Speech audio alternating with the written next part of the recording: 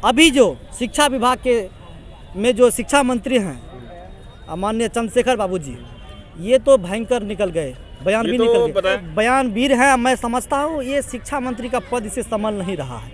एक कहावत है कि बंदर के हाथ में नारियल वाली बात हो गया। इसको कभी जिंदगी में सोचा नहीं होगा कि मंत्री बनेंगे। विधायक के लायक भी ये नहीं है। अभी जिस तरह से भड़काऊ बयान दिए, जिससे छात्र जो है तनाव में है। क्या बयान दिए हैं अभी?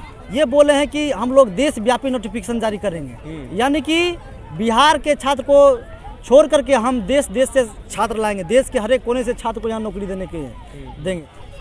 तकरीबन 36 दिनों से बीटीसी और सीटेट के अभ्यर्थी लगातार प्रदर्शन तो दे ही रहे हैं। 22 तारीख को जिस तरीके से लाठीचार्ज की गई, एडीएम साहब ने एक रहमान को, अभ्यर्थी को हॉस्पिटलाइज कर दिया, घायल हो गया बुरी तरीके से। और आज जो है 5 सितंबर शिक्षक दिवस है, और शिक्षक दिवस के अवसर पर आज अभ्यर्थी हजारों की संख्या में एक बार फिर गांधी मैदान में प्रोटेस्ट में आए, शिक्षा मंत्री से मिलने की बात किए हैं और तेजस्वी यादव से, डिप्टी सीएम, उनसे भी मिलने की कोशिश में हैं और बातचीत कर रहे हैं। क्या कुछ बातें होने की बात है वो तो बाद में पता चलेगा, लेकिन अभ्यर्थी प्रोटेस्ट में है। आखिर सुना क्यों नहीं जा रहा है, विज्ञप्ति दी क्यों नहीं जा रही है, नोटिफिकेशन में दिक्कत क्या हो रहा है, इनसे ही जानेंगे।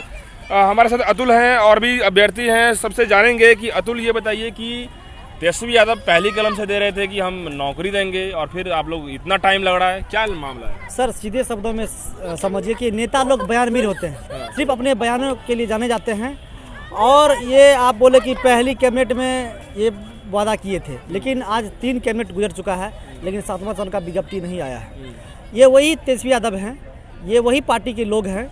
जब हम लोग 22 दिन से आंदोलन दे रहे थे तो उनके प्रवक्ता लोग आते थे, बगल में बैठते थे आंदोलन में, गर्दनीबाग में, और बोलते थे कि हमारी सरकार रहती तो कल का नोटिफिकेशन आ जाता।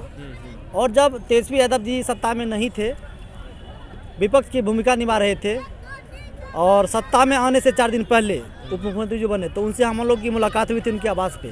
तो उनसे जब मिले थे तो संध्या के समय, तो वो बोले थे कि हम तो सत्ता में नहीं, लेकिन आपकी आवाज़ को हम शिक्षा मंत्री तक पहुंचाते हैं, आपका बहाली जल्द होगा। हम सत्ता में रहते तो ये तो कब का हो गया रहता बहाली, इतना आसान शब्दों में बोलिए। यहाँ बिहार का छात्र को किसी अन्य राज्य में जो है नौकरी नहीं दिया जाता है, बाहर कर दिया जाता है। ये शिक्षा मंत्री बोल रहे हैं देश के राज्य को जो हम बिहार में अभ्यर्थी को जो बिहार में नौकरी देंगे, जो अभ्यर्थी भटक रहे हैं उनको तो देख लीजिए। जी बिल्कुल, कहीं ना कहीं ये चापलूसी कर रहे हैं माननीय मुख्यमंत्री जी के साथ, इसलिए कि मुख्यमंत्री जी को केंद्र में बैठाना है और क्या कहते हैं तेजस्वी बाबू को जो है राज्य में का मुखिया बनाना है। ये चापलूसी कर रहे हैं, ये चापलूस शिक्षा मंत्री हैं। और शिक्षा मंत्री को एक बात मैं खुली चुनौती देना चाहता हूं कि चाहे आप कुछ कर लीजिए, अब हम लोग करो और मरो की स्थिति पे आ गए हैं, क्योंकि अनुनय विनय जो एक शिक्षक का धर्म होता है, मैंने वो तमाम चीज़ें, 4 वर्ष का संघर्ष है, 4 साल लंबा समय होता है, लेकिन अभी तक हम लोग का विज्ञप्ति नहीं आया है।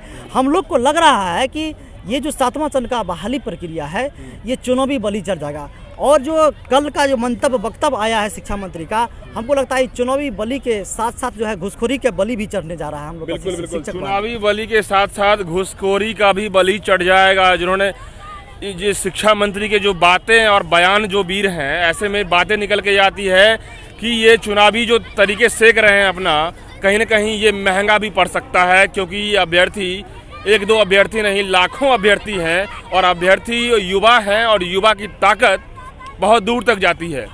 वैसे भी कहा गया है जो आवाज़ जब बुलंद हो तो दूर तक लग जाती है, और ऐसे में जो अभ्यर्थी का साफ मानना है कि विजय चौधरी थे शिक्षा मंत्री, वो सितंबर तक कह रहे थे कि आप लोग का मामला सॉल्व होगा, लेकिन नए शिक्षा मंत्री जो बने हैं वो तो जुमला का लॉलीपॉप दे रहे हैं, ये अभ्यर्थियों का मानना है। क्या लॉलीपॉप चल रहा है? लॉलीपॉप ही तो है। हम लोग जो आंदोलन कर रहे हैं, कभी बोलते हैं कि हम लोग को टाइम दीजिए, कितना टाइम देंगे, हम लोग 4 साल ऑलरेडी गंवा चुके हैं। आप शिक्षा मंत्री कोई भी हो जाएंगे, उसका मतलब क्या है? हम लोग को तो नोटिफिकेशन दे दीजिए, हम लोग विद्यालय में जाना चाहते हैं। खत्म कह सकता हूँ, मैं भी उनको भी चुनौती देता हूँ कि जिस तरह से अगर जो हम लोग को 7वें चरण का नोटिफिकेशन नहीं आता है, तो आप लोग जो सपना सजा रहे हैं कि केंद्र में हमारे माननीय मुख्यमंत्री प्रधानमंत्री बनेंगे और आप जो है राज्य का मुखिया बनेंगे, तो यही हुआ, 1,30,000 हुआ। आपको जो है चुनौती देता है कि आने वाला समय में कभी भी आप मुख्यमंत्री के लायक नहीं रहेंगे। बिल्कुल, देखिए जिस तरीके से आज अभ्यर्थी सड़कों पर भटक रहे हैं, दर दर भटक रहे हैं,